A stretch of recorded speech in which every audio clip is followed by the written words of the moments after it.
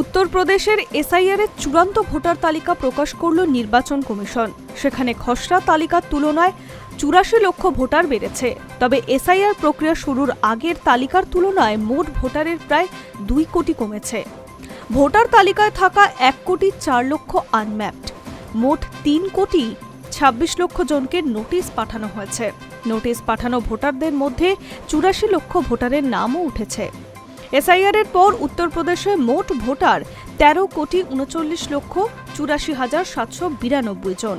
SIR এর আগে মোট ভোটারের সংখ্যা ছিল ১৫,৪৪,৩০,০৯২ জন। প্রসঙ্গত, আগামী বছরের শুরুতেই উত্তরপ্রদেশে বিধানসভা নির্বাচন। ৪০৩টি বিধানসভা কেন্দ্রে ভোট হবে। তার আগে বাকি 10টি রাজ্যের মতো যোগী আদিত্যনাথের রাজ্যেও এসআইআর প্রক্রিয়া সম্পন্ন হয়েছে। বাকি রাজ্যগুলির চূড়ান্ত তালিকা প্রকাশিত হলেও শুধুমাত্র উত্তরপ্রদেশেই বাকি ছিল। শুক্রবার সেই তালিকা প্রকাশিত হল। রাজ্যের মুখ্য নির্বাচন আধিকারিক একটি চূড়ান্ত তালিকা প্রকাশ করে জানিয়েছেন, রাজ্যে সম্পূর্ণ স্বচ্ছভাবে আইন মেনে এসআইআর প্রক্রিয়া সম্পন্ন হয়েছে।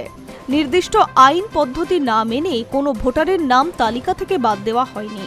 ২০২৬ সালের ৬ জানুয়ারি প্রকাশিত খসড়া ভোটার তালিকায় মোট ভোটার ছিল ১২,৫৫,৫৬,০২৫ জন। এর মধ্যে ৬.৮৮ কোটি পুরুষ, ৫.৬৭ কোটি মহিলা এবং ৪,১১৯ জন তৃতীয় লিঙ্গের ভোটার ছিলেন।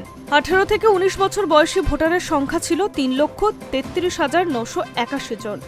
১০ই এপ্রিল প্রকাশিত চূড়ান্ত তালিকায় মোট ভোটারের সংখ্যা বেড়ে হয়েছে ১৩,৩৯,৮৪,৭৯২ জন। এর মধ্যে ৭,৩০,৭১,০৭১ জন পুরুষ।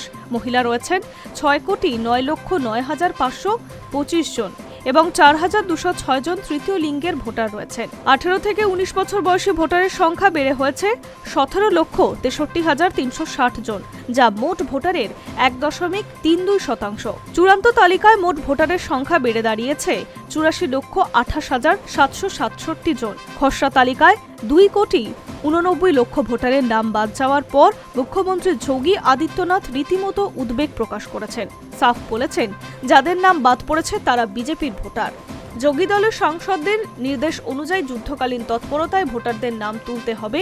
শোনা যায় অন্তত ১.৫ কোটি ভোটারের নাম নতুন করে তুলতে চেয়েছিলেন যোগী। সেই টার্গেট নিয়ে নেমে প্রায় ৮৪ লক্ষ ভোটারের নাম তুললেও অভীষ্ট লক্ষ্যে পৌঁছতে পারল না গেরুয়া শিবির। High news network.